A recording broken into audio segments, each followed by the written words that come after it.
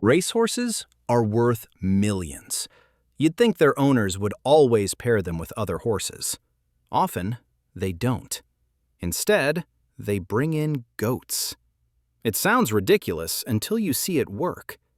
Goats calm anxious horses better than almost anything else. They reduce stall weaving, lower stress, and cost almost nothing to keep. Some of the most high-strung thoroughbreds in the world have a scruffy little goat as their best friend. And if you separate them, the horse falls apart. Horses are herd animals. They crave companionship. But it doesn't have to be another horse. Donkeys form bonds so deep they visibly grieve when separated. Cows stabilize nervous horses with their calm, steady presence. Dogs play with them. Cats groom them. Even llamas will stand guard over them like bodyguards. Turns out, horses don't care much what species you are, as long as you're there. Here's what you need to understand about horses. They're wired for company. In the wild, isolation means vulnerability. A lone horse is exposed, constantly scanning for threats. The nervous system never really shuts off. So domesticated horses, especially elite athletes worth 7 figures, need something standing next to them. Another presence, another heartbeat. You'd assume that means another horse. Shared language, shared instincts. And sure, that works, but it's not the only option, not even close. Goats show up at racetracks all the time. They're cheap to feed, small enough to live in a stall, and weirdly effective at diffusing equine anxiety. A pacing, agitated horse will often settle once a goat moves in. The repetitive behaviors, stall weaving, circling, head bobbing, drop off.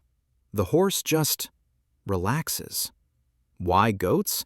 No one's entirely sure, but the effect is real, measurable, and cheap enough that even budget operations use them. Donkeys work differently. They're equines, so they share communication cues with horses, ear positions, body language, vocalizations. That familiarity builds trust fast. Donkeys are also fiercely loyal. When bonded to a horse, they stay close and may even act protectively. Separate them, and the distress is obvious. Pacing, calling, refusing food. Cows bring something else entirely. Steadiness. Horses are reactive. Cows are not. A cow in the pasture acts like an anchor. The horse mirrors that calm energy and stabilizes. There's a practical bonus too. Cows and horses graze differently and tend to carry different parasites, so sharing a field can actually improve pasture health. Dogs bond with horses through play. They chase each other, nip, run. It's mutual entertainment. The tricky part is socialization. The horse has to learn the dog isn't a predator, and the dog has to learn not to get kicked. But once that's sorted, they'll seek each other out daily. Cats end up in stables because barns have mice. But once they're there, they often latch on to a specific horse. They'll groom the mane, sleep along the back, rub against the legs. The horse tolerates it. Or enjoys it. Hard to say. Either way, the bond sticks. Then there are llamas. They graze quietly most of the time, blending in. But if something approaches that looks like a threat, the llama moves between the horse and the danger. They take the role seriously, and horses seem to recognize it. Sheep and alpacas function similarly. Peaceful field companions that lower tension just by being present. What all of these animals share is availability. They're there, consistently. Horses don't need complex interaction. They need proximity. A warm body nearby signals safety.